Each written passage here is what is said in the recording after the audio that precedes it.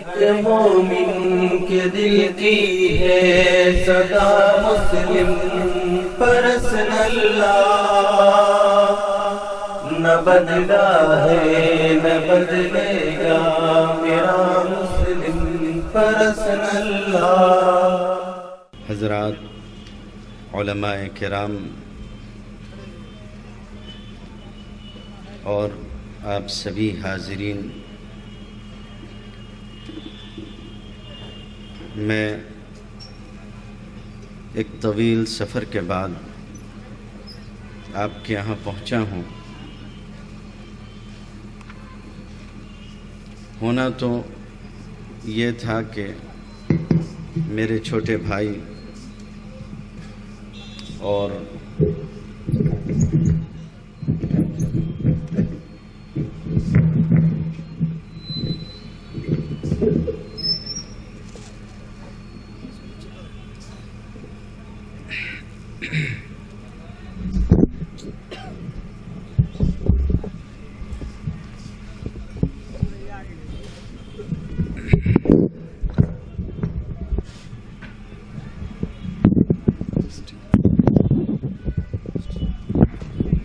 ہونا تو یہ تھا کہ میرے چھوٹے بھائی حضرت مولانا عمرین محفوظ رحمانی صاحب دامت برکاتہم وہ یہاں تشریف لاتے، کیونکہ ان کے ہی نام کا اعلان بھی تھا۔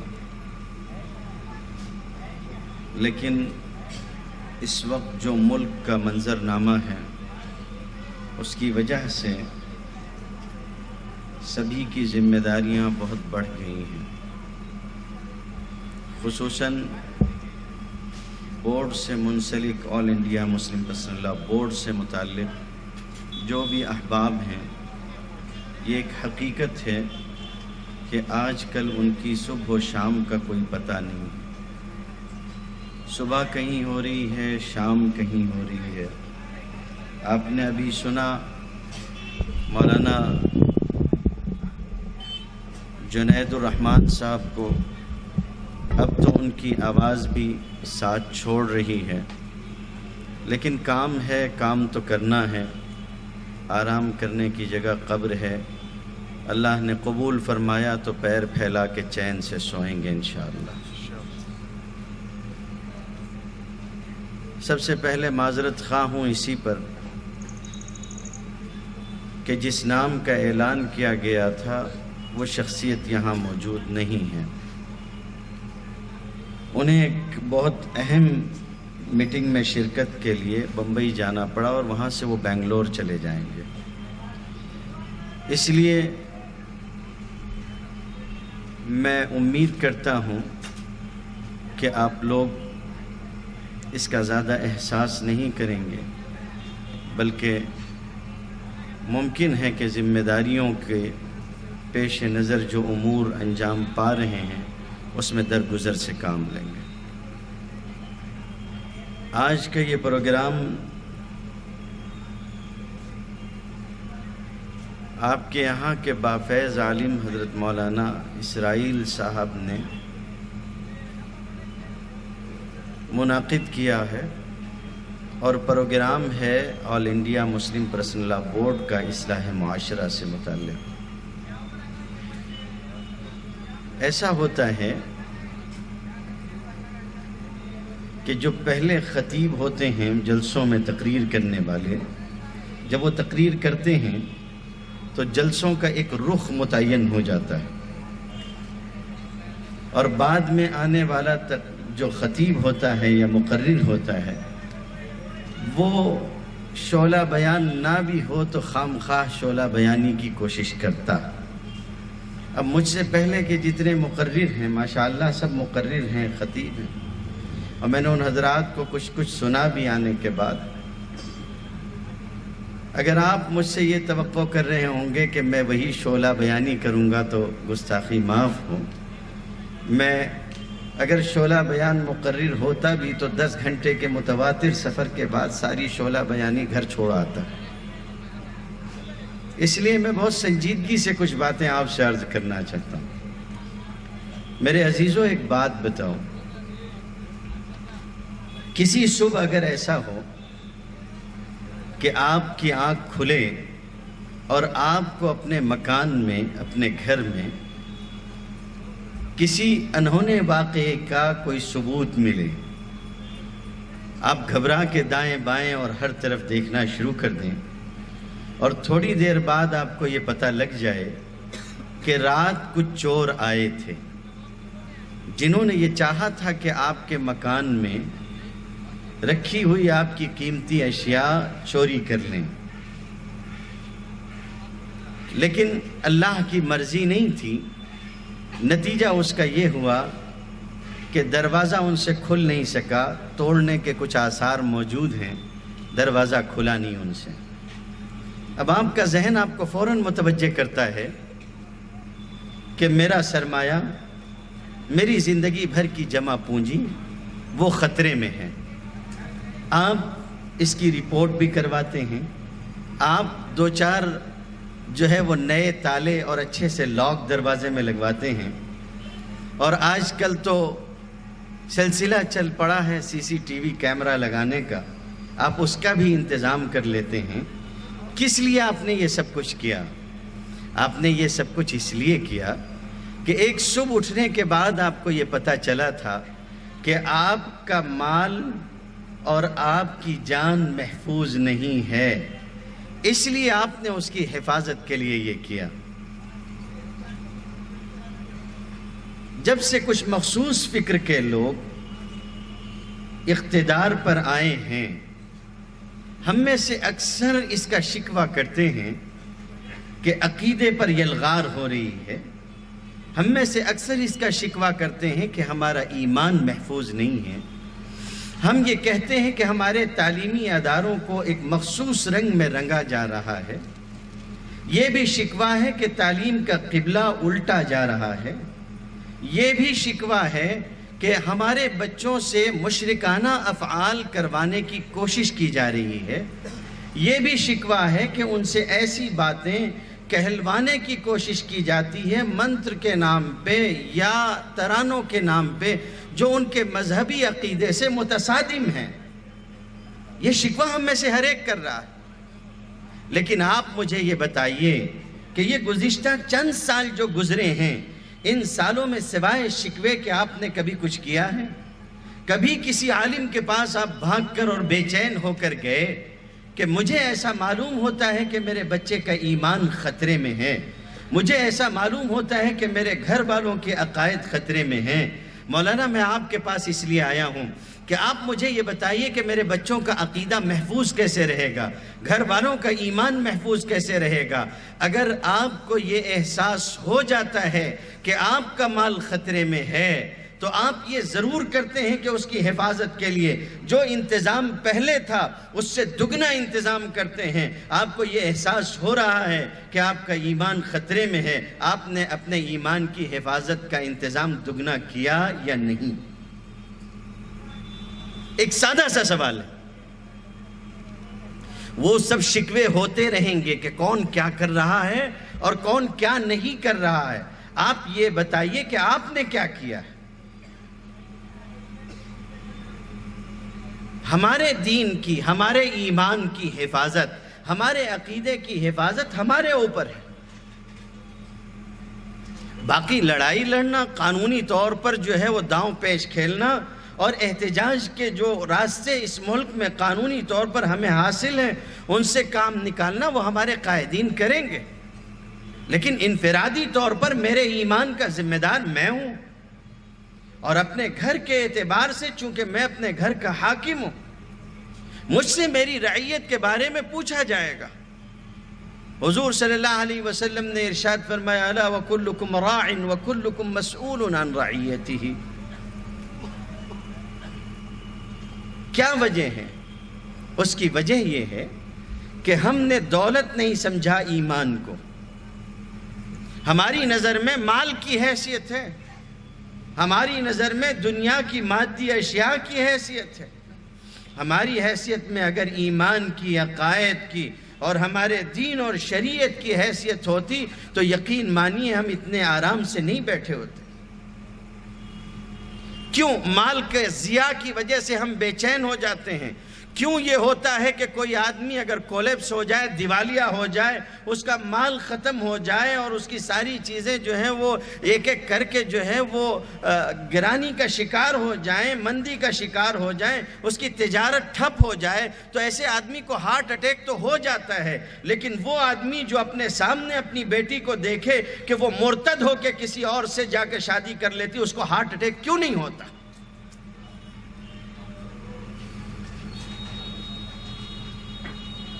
آپ غور کیجئے، اپنے گریبان میں سر ڈال کے غور کیجئے کہ کیا ہو رہا ہے۔ اس ملک کے اندر ہمارے ساتھ دوغلا رویہ اختیار کیا جاتا ہے، یہ کہنے میں مجھے کوئی باک نہیں، حقیقت۔ ہمارے مسائل دبانے کے لیے نئے نئے ایونٹ سامنے آتے ہیں، ہماری باتوں کو سننے کے لیے لوگ تیار نہیں ہوتے۔ وہ تو مسلمان ہیں کہ ان کو اللہ نے حوصلہ دیا ہے اور وہ اپنے ایمان اور اپنے بھروسے اور توکل کی بنیاد پہ جیتے ہیں۔ کوئی اور ہوتا تو خودکشیاں کر کے مر جاتا۔ آج کیا تاریخ نہیں بتا رہی کہ کیا ہو رہا ہے، کس طرح سے لوگ اپنے مسائل نہ حل ہونے کی وجہ سے پھانسیوں پہ لٹک رہے ہیں اور جل جل کے مر رہے ہیں۔ اس سے بہت کم میں ان کا یہ حال ہو گیا۔ مسلمان ہیں، جیے جا رہے ہیں، لیکن ایک سوال ہے،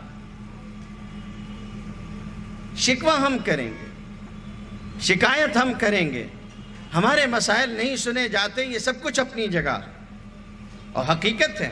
کیا نہیں کیا جا رہا ہے ہمارے بارے میں، کس طرح کا نظام کھیلا جاتا ہے، گھر واپسی کی تحریکیں چلائی جاتی ہیں، گھر واپسی کی تحریکیں چلائی، اور آج سے نہیں چلائی جا رہی ہیں۔ بیوقوف اس کو بنائیے گا جسے تاریخ کا پتہ نہ ہو، کون سی جیل میں کس کو خریدا گیا تھا، وہ سب کچھ آج حکومت، برٹش حکومت نے سب کچھ نکال کے، اس زمانے کی جو کچھ ساری چیزیں تھیں ان سب کو نکال کے چھپوا دیا۔ آج وہ پروف اور ثبوت کی شکل میں سامنے، کون سی تحریک کس جیل سے چلائی گئی تھی اور کس طرح شدھی کرنے کا معاملہ ہوا تھا، وہ سب ہم جانتے ہیں۔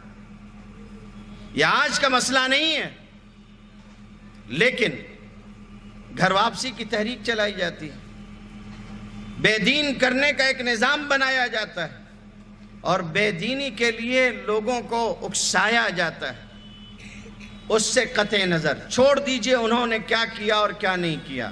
میں آپ سے یہ کہنا چاہتا ہوں کہ 35 سے لے کے 65 کے درمیان میں لوگوں کو جب ایک مخصوص جگہ جمع کر کے ان کے ساتھ میں یہ معاملہ کیا گیا کہ گھر واپسی کی ان کی تحریک کی جا رہی ہے اور ایک اجلاس کر کے باقاعدہ اس میں ان کا دھرم پریورتن کروا دیا گیا، تو مسلمانوں نے احتجاج کیا اور اس شدت کا احتجاج کیا، یہاں سے وہاں تک ہندوستان میں آگ لگ گئی۔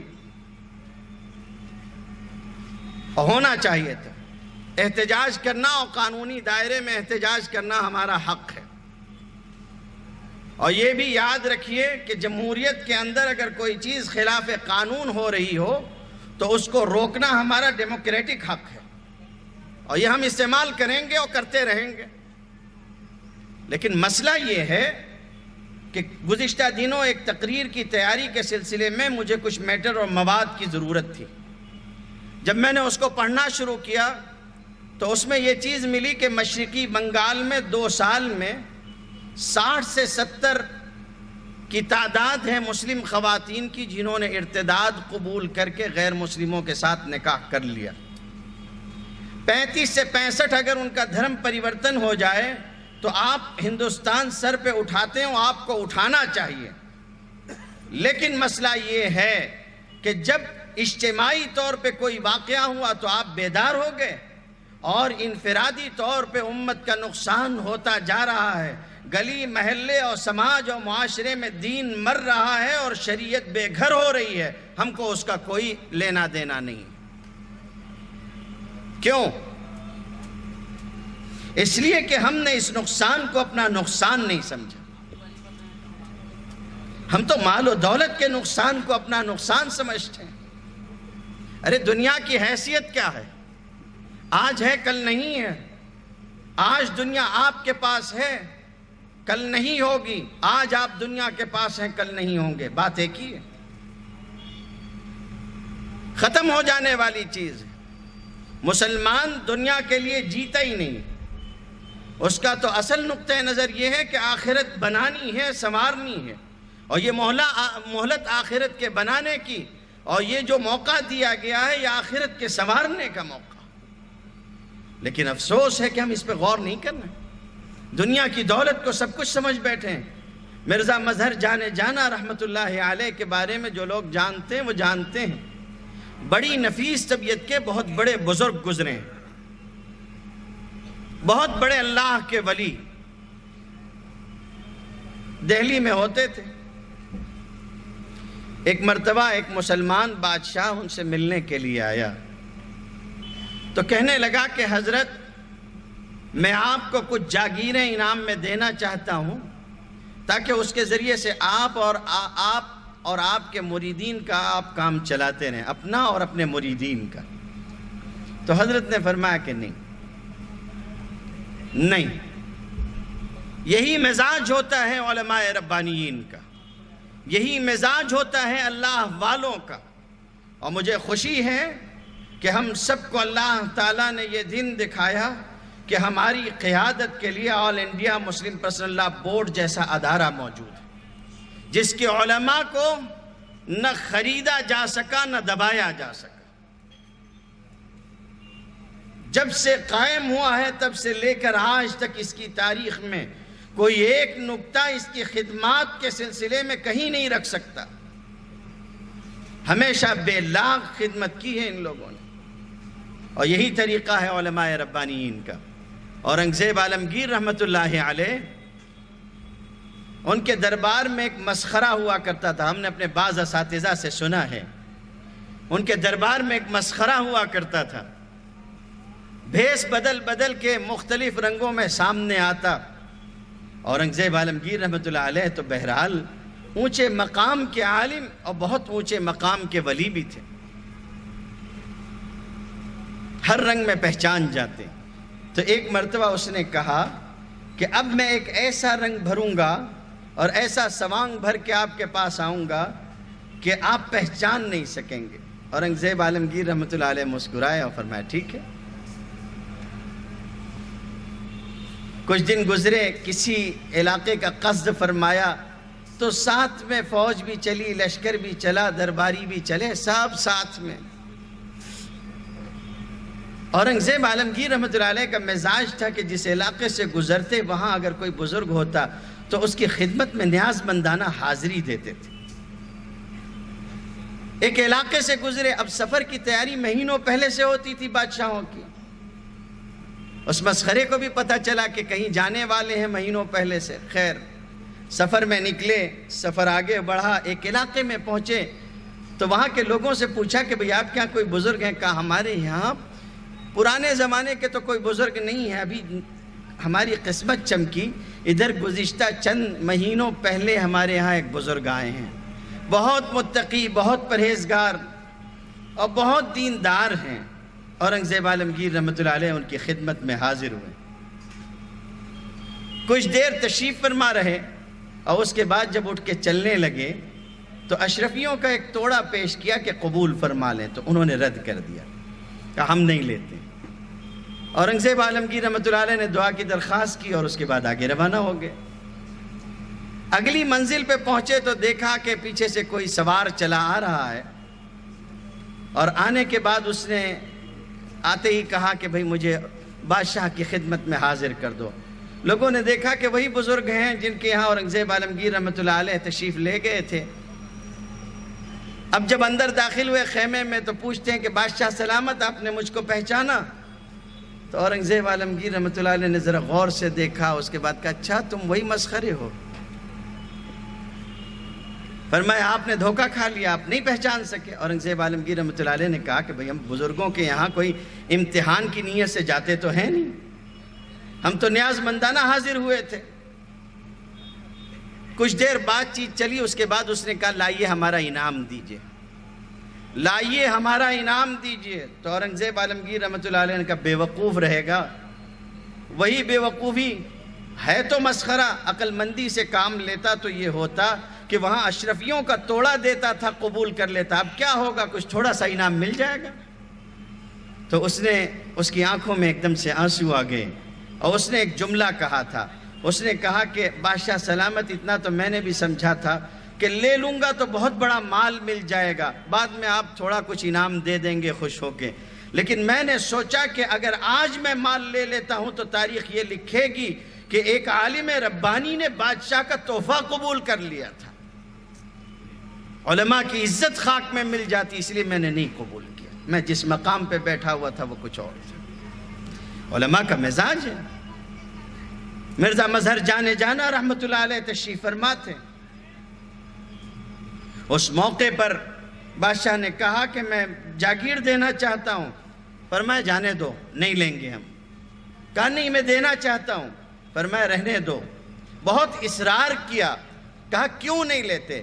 تو فرمانے لگے کہ ساتوں زمین اور آسمان کی یہ جو دنیا ہے، اس کو اللہ تعالیٰ نے قرآن میں فرمایا کہ متاع الدنیا قلیل، یہ بہت تھوڑی ہے، اور اس 7 زمین 7 آسمان کے ایک زمین کے ایک چھوٹے سے حصے کے تم حکمراں ہو، اور اس کا ایک چھوٹا سا ٹکڑا تم ہم کو دینا چاہتے ہو، اتنا تھوڑا لیتے ہوئے مجھ کو شرم آتی۔ دنیا کیا ہے؟ آج ہے کل ختم ہو جائے گی۔ ہم نے مال کو مال سمجھا اور مال کو اپنی دولت جانا، حالانکہ ہماری سب سے بڑی دولت تھی ہمارا ایمان۔ کبھی کسی سے پوچھئے جس نے ایمان کی قدر محسوس کی ہو۔ ایک بزرگ سفر میں نکلے، جب اپنے سفر سے لوٹ کے آئے اپنے متعلقین اور محبین کے ساتھ میں، تو دیکھا کہ گھر کا کواڑ ٹوٹا ہوا ہے اور گھر کے اندر کا سارا سامان چور چوری کر کے لے کر جا چکے ہیں۔ تو اسی وقت دروازے پہ ہاتھ اٹھا لیے اور کہتے جاتے تھے کہ اللہ آپ کا احسان ہے، آپ کا فضل ہے، آپ کا شکر ہے۔ تو کسی مرید نے اس بزرگ کے درمیان میں ان کو ٹوک دیا اور کہا کہ حضرت یہ مقام شکر ہے یا مقام صبر ہے؟ یہ مقام شکر ہے یا مقام صبر ہے؟ سامان لٹ گیا اور آپ شکر کرتے ہیں۔ تو کوئی جواب نہیں دیا۔ اسی دعا میں دعا کرتے کرتے کہنے لگے اللہ آپ کا احسان ہے کہ آپ نے مال کے چور بھیجے اور انہوں نے آ کے ہمارا مال چوری کر لیا۔ آج مال چلا گیا، کوئی بات نہیں ہے، کل کو مال پھر دے دیں گے، آپ اپنے فضل و کرم سے عطا کر دیں گے۔ آپ کا احسان ہے کہ آپ نے ایمان کا چور شیطان نہیں بھیجا، اگر ایمان چرا لے جاتا تو ہم کیا کرتے؟ یہ مال و اسباب، یہ دنیا کی زندگی، یہاں کی عزت اور یہاں کی شان و شوکت اور یہاں کا شکو کہاں تک؟ اور ایک ہم ہیں کہ اسی شان و شوکت کے لیے اور اسی شکو کے لیے مرے جاتے ہیں اور اپنے دین کو ذبح کرتے ہیں۔ ابراہیم ابن ادہم نے کتنی پیاری بات کہی تھی، فرماتے ہیں کہ نرقع دنیانا بتمزیق دیننا فلا يبقى دیننا ولا ما نرقع۔ ہم اپنے دین کو پھاڑ پھاڑ کے، اپنے دین کو ٹکڑے کر کر کے اپنی دنیا میں پیوند لگاتے رہے تاکہ ہماری دنیا درست رہے۔ پھر ایک دن یہ آیا کہ جس میں پیوند لگاتے تھے وہ دنیا بھی نہ رہی، اور جس کو پھاڑ پھاڑ کے پیوند لگایا تھا وہ دین بھی ختم ہو گیا۔ نرقع دنیانا بتمزیق دیننا فلا يبقى دیننا ولا ما نرقع۔ یہی تو ہو رہا ہے۔ کیا ہم اپنے دین کے ساتھ سنجیدہ ہیں؟ کیا ہم اپنے مذہب کے ساتھ سنجیدہ ہیں؟ عزت دوسرے راستوں سے اختیار کرنے کی کوشش کرتے ہیں کہ بڑی شادی کریں تو عزت حاصل ہوگی، کوشش کرتے ہیں کہ ہم جو ہے وہ اس طرح سے اور اس طرح سے رہیں تو عزت حاصل ہوگی، اپنے گھر میں آزاد خیالی کا بورا لا کے لاد دیں تو گھر میں جو ہے وہ عزت ہوگی اور معاشرے میں عزت ہوگی، برائیوں کا تومار باندھ دیتے ہیں، سب کچھ کر لیتے ہیں گھر میں۔ صرف دنیا کی عزت کے لیے آزاد خیالی دکھاتے ہیں اور دین سے باہر نکلنا دکھاتے ہیں عزت حاصل کرنے کے لیے۔ خط آیا سپہ سالار کا کہ ہم یہاں آئے تھے اور اس شہر کے سامنے کھڑے ہوئے ہیں اور اس شہر کے بسنے والے، فلسطین کے بسنے والے ہم سے کہتے ہیں کہ ہم اپنی کتابوں میں کچھ ایسی نشانیاں پاتے ہیں جن نشانیوں سے یہ معلوم ہوتا ہے کہ ایک وقت آئے گا اور ایک ایسا شخص اس نشانی کا آئے گا، جب وہ ہماری فصیل پہ آ کے کھڑا ہو جائے گا تو ہم کو اس کو چابی عزت سے دے دینی پڑے گی اس شہر کی۔ آپ اپنے خلیفہ کو بلا لو، تم آئے ہو ہمارے دروازے پہ، آپ اپنے خلیفہ کو بلا لو، ہم دیکھیں گے تمہارے خلیفہ کے اندر وہ صلاحیتیں اور وہ نشانیاں اور وہ صفات ہیں یا نہیں ہیں۔ اگر وہ نشانیاں اور صفات اس کے اندر ہوں گی تو خوشخبری ہو، بغیر لڑے بھیڑے چابی تمہارے حوالے کر دیں گے، اور اگر ایسا نہیں ہوا تو ہم کو یقین ہے کہ تم یہ ملک ہم سے چھین کے نہیں لے سکتے ہو۔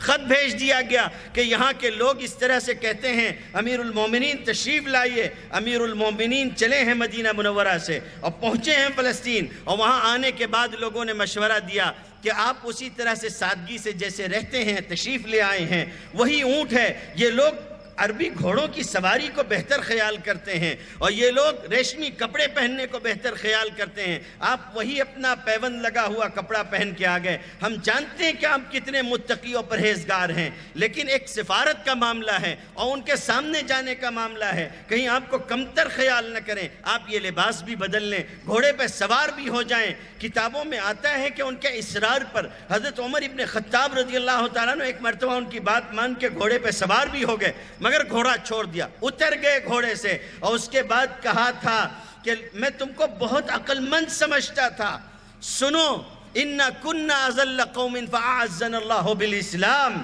ہم لوگ ذلیل ترین لوگ تھے، اللہ تعالیٰ نے اسلام کے ذریعے ہم لوگوں کو عزت عطا فرمائی۔ مَهْمَا نَبْتَغِ الْعِزَّ مِنْ غَيْرِهِ أَذَلَّنَا اللَّهُ، جب بھی اسلام کو چھوڑ کے کسی اور راستے سے ہم لوگ عزت حاصل کرنے کی کوشش کریں گے، اللہ ہم کو ذلیل کر دے گا۔ اب ہو رہے ہیں ذلیل تو کرتے ہیں، سوچنے کی چیز ہے، غور کرنے کی چیز ہے۔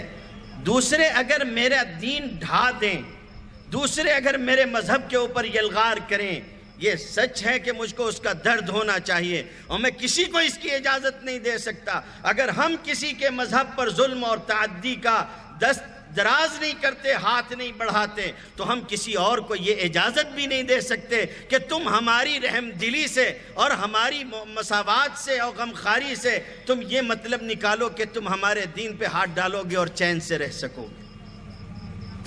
ہم ہر وہ راستہ اختیار کریں گے جس راستے کی اجازت اس ملک کا قانون ہم کو دیتا ہے، اور اگر کسی موقع پہ قانون آڑے آئے گا تو ہم اس قانون کو بھی بدلوانے کی پوری کوشش کریں گے، یا تو پھر یہ ہوگا کہ اس راہ میں ہماری جان چلی جائے گی، اللہ کے سامنے جا کے سرخرو ہو جائیں گے، یا ہمارے جیتے جی ہم کو یہ خوشخبری سنا دی جائے گی کہ وہ جو رکاوٹ تھی وہ دور کر دی گئی۔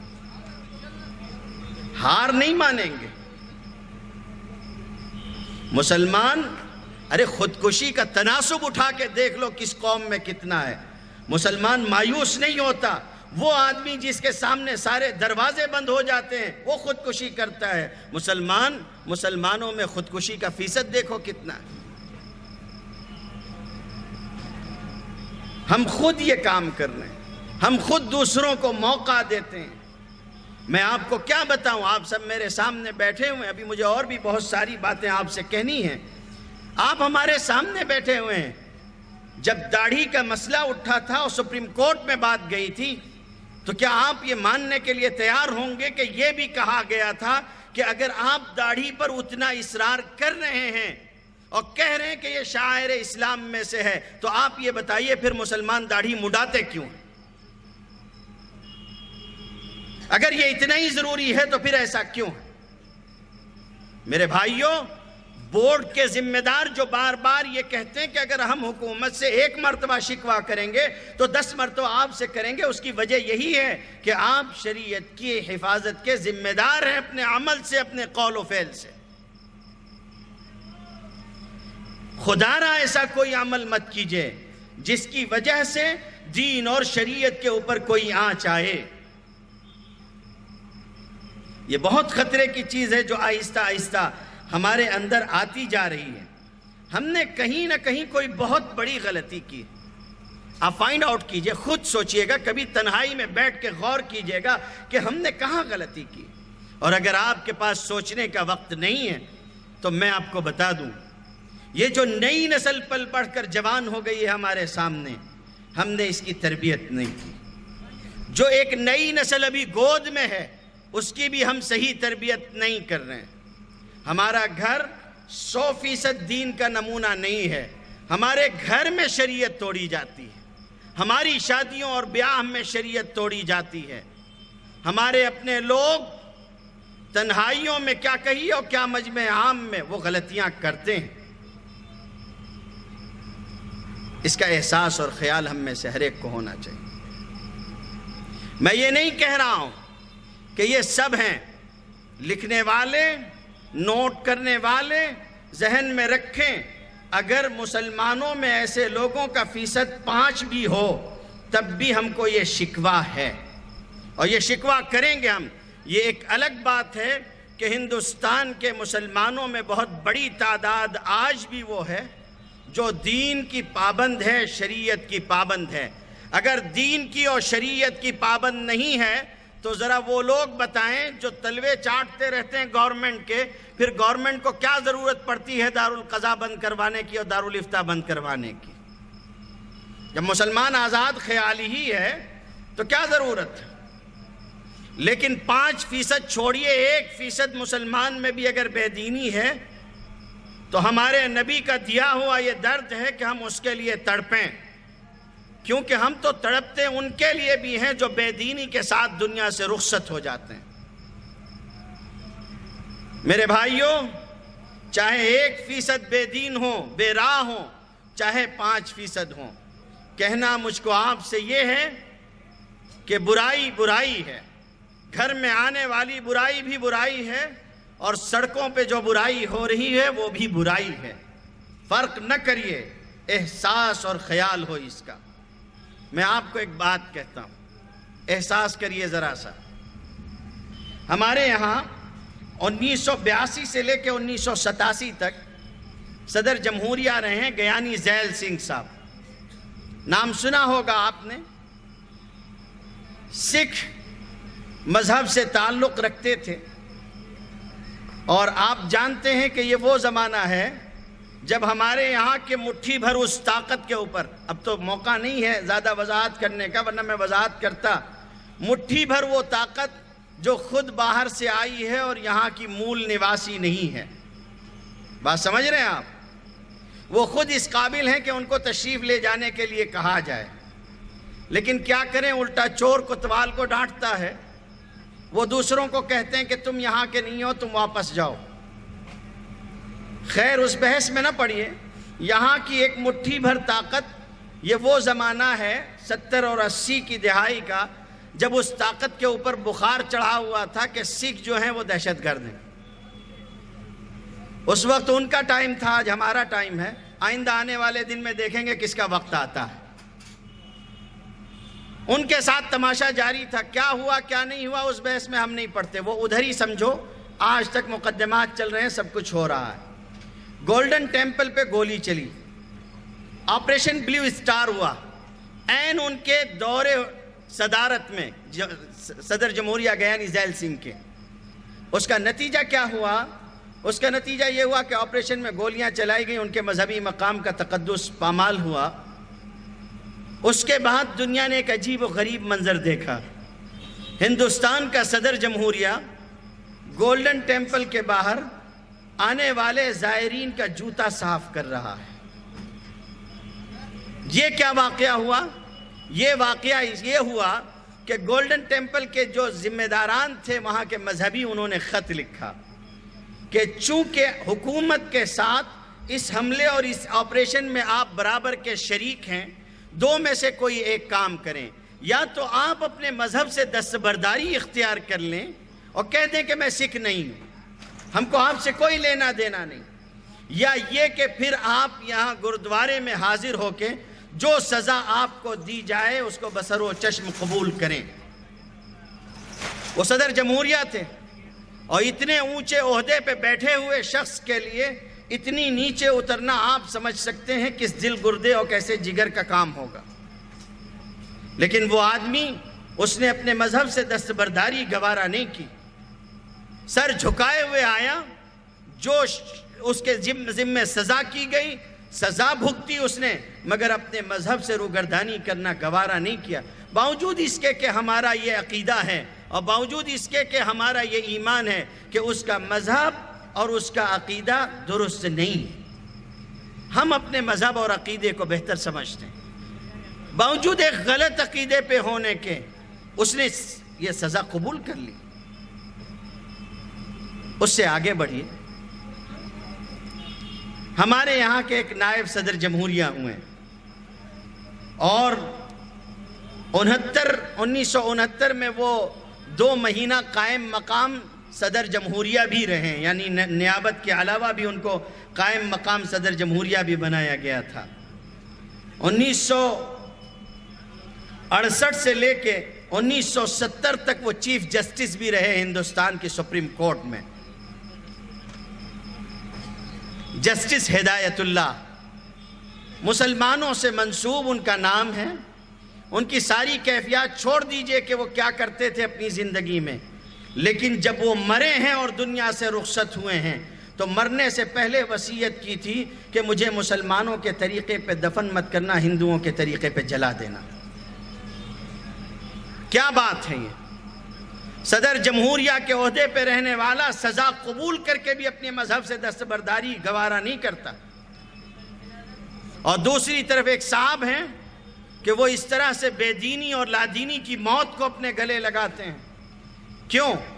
کہیں ہم نے بہت بڑی کوتاہی کر دی. القاہ فی الیم مکتوفا وقال له ایاک ایاک ان تبتل بالماء. ہاتھ پیر باندھ کے ہم نے اپنے بچوں کو سمندر میں ڈال دیا. اب ان سے کہتے ہیں کہ بیٹا ذرا ہوشیار رہنا، دیکھو تمہارے ہاتھ پاؤں بھیگنے نہ پائیں. بے دینی کے حوالے کیا ان کو. ہم نے کیا کیا؟ اسکولوں میں ڈالا، ہم نے ان کو اٹھا کے کالجوں میں ڈال دیا. ہم نے ان کی تعلیم کا، دینی تعلیم کا کیا خیال کیا؟ ہم نے ان کے اندر کہاں سے دین اتارا؟ آج نہ ہماری شادی، نہ ہمارا بیاہ، نہ ہمارے یہاں جو ہے وہ کہنا چاہیے کہ رشتہ، اور نہ ہمارے یہاں یہ کہ اور بھی ساری چیزیں، کوئی چیز اسلام سے موافقت رکھتی ہوئی دکھائی دیتی ہے. اور اگر کوئی کرنا چاہے تو کیا ہم اس کا ساتھ دینے کے لیے تیار ہوتے ہیں؟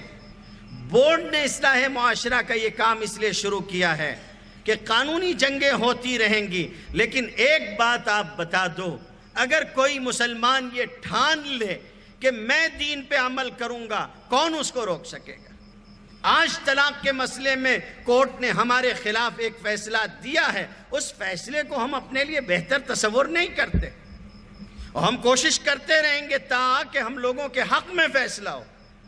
ہم سمجھانے کی کوشش کریں گے ملک کی اکثریت کو بھی کہ تمہیں جو رخ دکھایا گیا وہ صحیح نہیں ہے، غلط دکھایا گیا تم کو. ہم عدلیہ سے بھی فریاد کریں گے، اس کے جو راستے ہیں وہ سب کچھ اختیار کیے جائیں گے.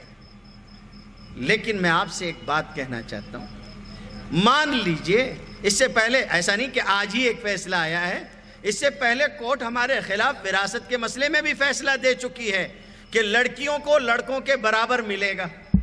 ظاہر ہے یہ مسئلہ آپ جانتے ہیں کہ اسلام نے عورت کو مختلف راستوں سے لڑکوں سے زیادہ دلایا، اور کمانے کی ذمہ داری عورت پہ نہیں رکھی ہے.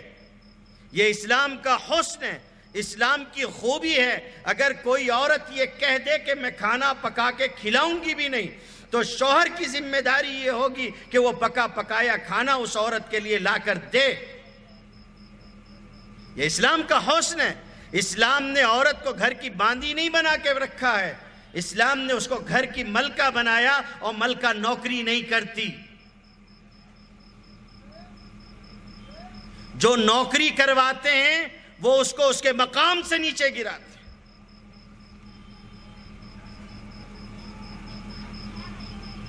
کورٹ نے فیصلہ دے دیا وراثت کے مسئلے میں ہمارے خلاف. لیکن آپ ایک بات بتائیے کہ ایک باپ کا اگر انتقال ہو جائے اور اس باپ کا انتقال ہونے کے بعد گھر میں وراثت کی تقسیم ہو رہی ہو، بھائی اور بہن بیٹھے ہوئے ہوں اور ایک کسی عالم کا فتویٰ ان کے سامنے ہو اور شریعت کے موافق فیصلہ کر دیا جائے اور لڑکیوں کو دے دیا جائے ان کا حصہ، اور لڑکے اپنا حصہ لے لیں، اور کوئی بہکانے والی عورت اور کوئی بہکانے والا مرد اس لڑکی کے پاس پہنچنے کے بعد اس سے یہ کہے کہ تجھ کو تیرا آدھا حصہ ملا ہے، کورٹ میں چلو میں تم کو تمہارا پورا حصہ دلا دوں گا اور میں تمہارے ساتھ لڑنے کے لیے کھڑا ہوں گا، ایسی صورت میں اگر وہ عورت کہتی ہے کہ مجھ کو میرے خدا کو منہ دکھانا ہے، میں نے شریعت سے میرا حصہ لیا ہے، تم اپنا راستہ لو، جاؤ جہاں جانا ہے وہاں جاؤ، کیا منہ رہے گا کسی کا؟ اور کون ہماری شریعت کے خلاف ہم سے فیصلہ کروا سکتا ہے؟ آج لوگ کہتے ہیں کہ 3 طلاق کو کل عدم قرار دے دیا گیا، چھوڑیے اس بحث کو، فیصلہ ہوتا رہے گا، لوگ اس پر کام کرتے رہیں گے، لیکن اگر کسی خاتون کو کسی وجہ سے کسی آدمی نے دے ہی دی 3 طلاق، ہم کہتے ہیں نہیں دینا چاہیے، خلاف سنت ہے، حرام ہے، ناجائز ہے، لیکن اگر کسی نے طلاق دے ہی دی اور اس کے بعد کوئی آتا ہے اور آ کے یہ کہتا ہے کہ چلو ہم تم کو کورٹ سے تمہارا حق دلوا دیتے ہیں، اور وہ عورت اگر یہ کہہ دے کہ مجھے زنا پر مت ابھارو، میں جانتی ہوں مسئلہ کہ طلاق ہو جانے کے بعد پھر ایک بیوی اپنے شوہر کے لیے حلال نہیں رہتی، میں اپنے خدا کی شریعت کی پابند ہوں، میں تمہارے کہنے میں نہیں آنے والی، کون ہے جو آپ کی شریعت کو بٹا لگائے گا؟ مسئلہ آپ کا ہے، اگر آپ یہ کہہ دیں کہ قانون آپ کو بنانا ہے آپ بنائیے، آپ میرے گھر میں آ کے یہ فیصلہ نہیں کر سکتے کہ میں کیا کروں گا اور کیا نہیں کروں گا، کس کا منہ باقی بچتا ہے؟ لیکن یہی بات ہے کہ ہم یہ حوصلہ اپنی اولاد کو دلا سکیں، یہ حوصلہ دلا سکیں، ایک لڑکی اس کی نظر میں مال کی اہمیت نہ ہو، بلکہ وہ یہ کہے کہ میرے لیے دین اور شریعت اصل ہے، میرے لیے مال کا مسئلہ اصل نہیں ہے۔ اور حیرت ہے، تنقید بھی وہ لوگ کرتے ہیں جو شادی میں جہیز دینے کے بعد بیٹی کو کہتے ہیں کہ تیرا حصہ ختم ہو گیا، اب تو لوٹ کے ہمارے یہاں مت آنا، ہمارا منہ نہ کھلواؤ، ہمارا منہ کھلواؤ گے تاریخ ہم نے بھی پڑھی ہے، اور تقابل ادیان ہمارا موضوع رہا، برسوں گزارے ہم نے اس میں کہ کس مذہب میں کیا ہے اور کس مذہب میں کیا ہے۔ ہم اگر اپنے دین پہ ہیں تو پوری بصیرت کے ساتھ اپنے دین پہ ہیں، ہم جانتے ہیں کہ عقیدے کی سچائی کون سی سچائی ہوتی ہے۔ آج لوگ نام لیتے ہیں طلاق کا، آج لوگ نام لیتے ہیں حلالے کا۔ آپ اگر ہم سے حلالے کے نام پہ بحث ہی کرنا چاہتے تو بیٹھ جاؤ نا، کیوں کج فہموں کو بلا کے ان سے بات کرتے ہو؟ کیوں ان لوگوں کو بلاتے ہو جو شہرت کے اور جھوٹی شہرت کے دعوے دار ہیں اور ان کو اسی کا کہنا چاہیے کہ اسی کی چاہت اور آرزو اور تمنا ہے؟ بلائیے کسی جانکار کو، وہ آپ کو بتائے گا۔ آپ کو حلالی کے بارے میں اتنا کہنے کا شوق ہے، ہمارے ساتھ چلو ورنداون میں، ہم دیکھیں گے کیا ہوتا ہے وہاں پر، چلو تو صحیح ہمارے ساتھ۔ کیوں وہاں جا کے بیوائیں پڑی ہوئی اور قسم پرسی کے عالم میں پڑی ہوئی ہیں؟ عورت کا بڑا درد ہے تو چلو ہمارے ساتھ۔ کیوں اس پر جب فلم بن رہی تھی تو بند کر دی گئی؟ آج ہم کہتے ہیں کوئی چیز ہمارے عقیدے کے خلاف ہے اس فلم میں، اس فلم کو نہیں چلنے دینا، روک دیجئے، ہماری نہیں سنتے ہو، کیوں تم نے زور و جبر کر کے اس فلم کو بند کر دیا تھا؟ میں پورے حوالے دے سکتا ہوں، اور ہزاروں کی تعداد میں آشرم ہے، 1-2 نہیں ہے، ہزاروں کی تعداد میں آشرم ہے جہاں بیوائیں پڑی ہوئی ہیں۔ کیوں پڑی ہوئی ہیں؟ ان کے ساتھ یہ معاملہ ہے کہ ان کے شوہر مر گئے، اب وہ سماج اور معاشرے میں نہیں رہ سکتی، ان کو اگر سماج اور معاشرے میں رہنا ہے تو ایک گندے عمل سے گزرنا ہوگا، اس کے بعد وہ سماج اور معاشرے میں رہ سکتی ہیں، اس لیے وہ اس گندے عمل کو چھوڑ کے چلی جاتی، وہاں بنباس لے لیں گی، وہاں رہیں گی، وہاں دنیا تیاگ دیں گی، وہیں رہیں گی۔ بہت دکھائی دیتا ہے حلالہ۔ ہم کو اسلامی شریعت پہ اطمینان ہے اور ہم نہیں چھیڑتے۔ آج سے پہلے کبھی نہیں سنا ہوگا کہ کسی عالم نے اس کا تذکرہ کیا ہو۔ ہم کسی کے دل دکھانے میں یقین نہیں رکھتے، لیکن مسئلہ یہ ہے کہ اگر تم ہم کو چھیڑو گے تو کیا مطلب آیا؟ ہم لوگ کسی کو چھیڑتے نہیں، اور کوئی چھیڑ دے تو سیدھی سی بات ہے، گھر کے دروازے تک پہنچا کے آتے ہیں۔ بات سمجھ رہے ہو؟ تحقیق کی جو بات ہے تحقیق کی دنیا میں کہو۔ لوگوں نے کہا کہ مسلمانوں میں طلاق کی کثرت ہے۔ بیوقوف کسی اور کو بنانا، طلاق کی کثرت کس کے یہاں ہے؟ طلاق کی تعداد بڑھی ہے، یہ میں مانتا ہوں، ڈاکومنٹری پروف اور ثبوت کے ساتھ بات کیجیے نا کہ کہاں کیا ہو رہا ہے۔ طلاق کی تعداد بڑھی ہے، یہ ایک حقیقت ہے۔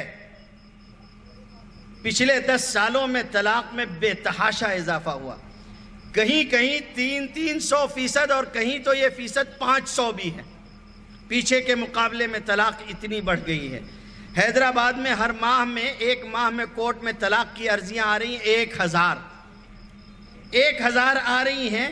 اس کا مطلب یہ ہے کہ پیچھے کے مقابلے میں 60% اضافہ ہوا ہے وہاں طلاق کا۔ بمبئی میں 11,667 طلاق کی عرضیاں داخل ہوئی ہیں سن 2014 میں، جبکہ سال 2010 میں 5,245 تھیں، یعنی 200% سے زیادہ اضافہ ہوا ہے ممبئی کے اندر۔ کولکاتہ میں 2014 میں طلاق کی 8,347 عرضیاں تھیں، 2003 کے مقابلے میں یہ 350% زیادہ ہے۔ کیرلا میں ہر گھنٹے میں 5 عرضی آ رہی ہے طلاق کی، ایک دن میں 103، اور ہر مہینے 3900 یعنی 4,000 میں 100 کم عرضیاں آ رہی ہیں۔ یہ ساری عرضیاں آ رہی۔ بنگلور میں 3 فیملی کورٹ تھے، آج 6 کر دیے گئے، 2013 سے بڑھا دیے گئے، اس لیے کہ تعداد بہت زیادہ ہو گئی خاندانی تنازعوں کی۔ 2011 میں مردم شماری کی رپورٹ آئی کہ سب سے کم طلاق کی شرح مسلمانوں کے یہاں ہے، تو آپ یہ بتائیے یہ 500% کا اضافہ کن لوگوں کے یہاں ہوا ہے؟ کہیے یہ اضافے کن کے یہاں ہو رہے ہیں؟ اور پھر یہ بھی وہ اضافے ہیں صاحب جو آ گئے اور آنے کے بعد کورٹ کی نظر میں آ گئے۔ جنہوں نے طلاق دینا چاہا ہے یا دے دیا ہے یہ ان کے مسائل ہیں، جنہوں نے لٹکا کے 40 سال سے رکھا ہے ان کا یہ معاملہ نہیں ہے، وہ اس فہرست سے باہر ہیں۔ مسلمانوں کو پھر بھی ہم یہ کہتے ہیں کہ آپ طلاق کے مسئلے میں غور کریے، یہ چیز بہرحال خلاف شریعت ہے۔ اگر ایک آدمی بھی طلاق دیتا ہے تو ہم اس سے کہیں گے کہ آپ کو غور کرنا چاہیے، یہ آخری حل ہے، یہ مسئلے کا آخری حل ہے۔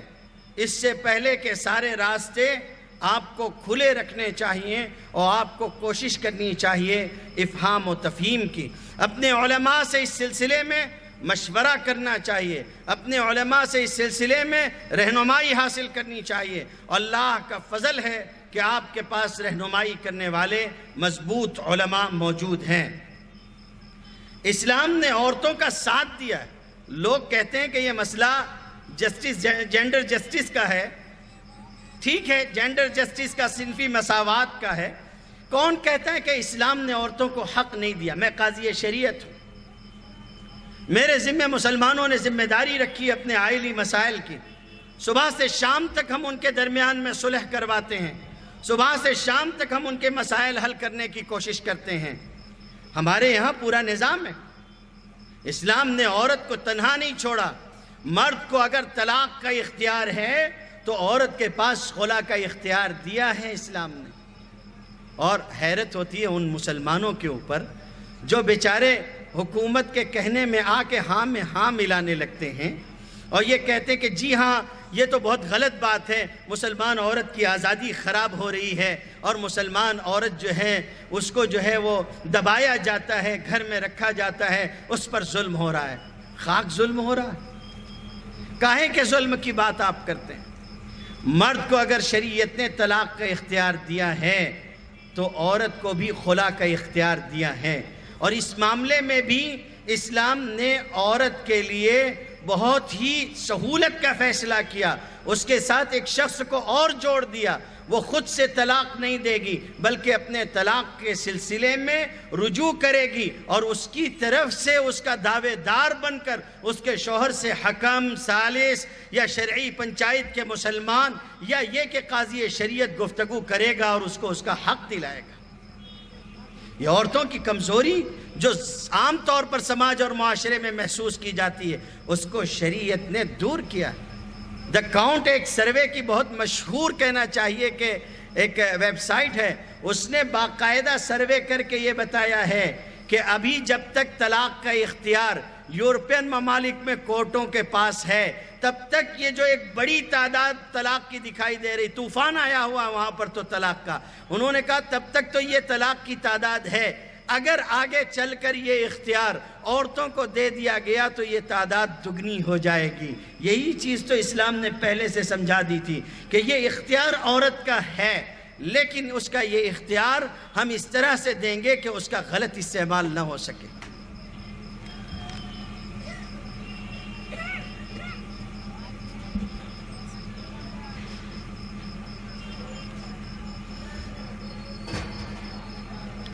اس لیے میرے بھائیوں، ایک بات تو یہ عرض کرنی تھی کہ آپ خود اپنے دین، اپنے شریعت پر کاربند ہوں، پہلی بات آپ سے کہنی ہے۔ دوسری بات یہ کہنی ہے کہ آپ اپنے معاشرے کی سلامتی کی فکر کریں۔ ہم اس دنیا میں جی رہے ہیں، ہم پر ہمارے دین کی پاسداری ضروری ہے، دین اور ایمان کو بچا کے لے جانا ہم پر ضروری ہے۔ ہمارے اوپر صرف مسلمان جینا ہی نہیں، مسلمان مرنے کا ماحول فراہم کرنا بھی ضروری ہے۔ فرمایا یا ایھا الذین آمنوا اتقوا اللہ حق تقاتہ ولا تموتن الا وانتم مسلمون۔ اسی کے لیے All India Muslim personal law board نے یہ طے کیا ہے کہ وہ مختلف علاقوں میں اصلاح معاشرہ کی کوششیں اب تک کرتا آیا ہے۔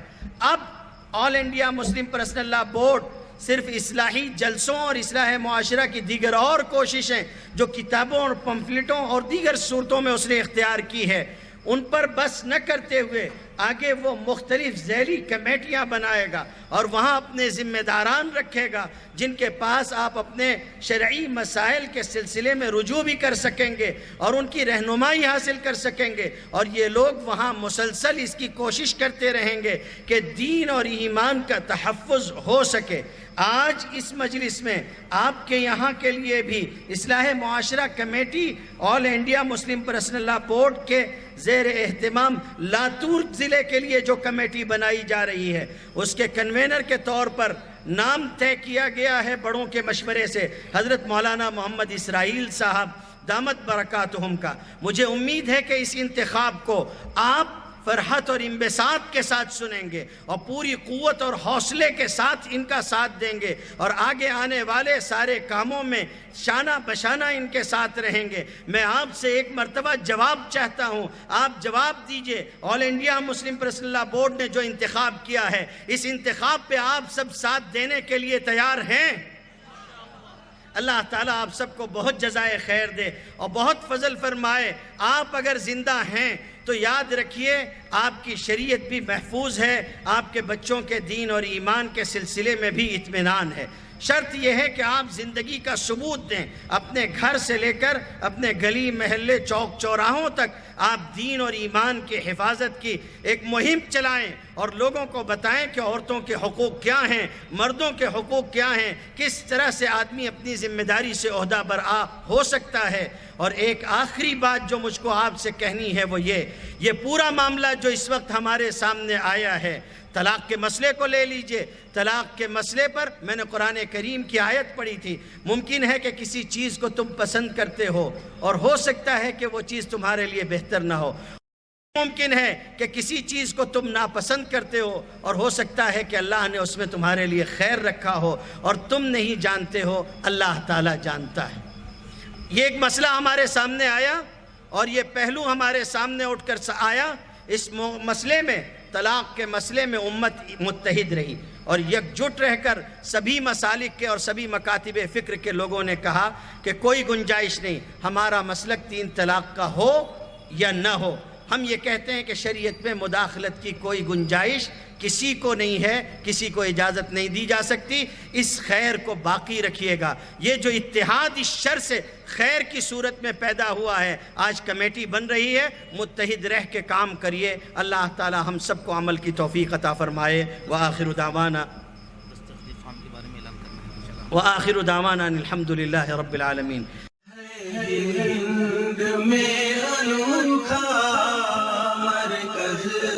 تحفظ دین، یہ دین کا ترجمہ ہے